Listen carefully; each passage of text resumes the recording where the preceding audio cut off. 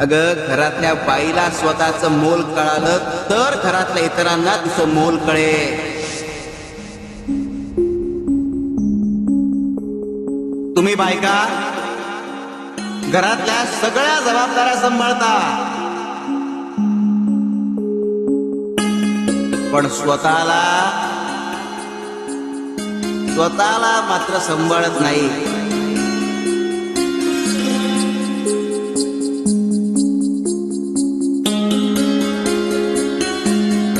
स्वतःची विचारपूसच करत नाही. अरे, आम्ही ज्या क्षणी दोघांना बनवलं त्या क्षणी दोघांची सक्षमता ही समान ठेवली.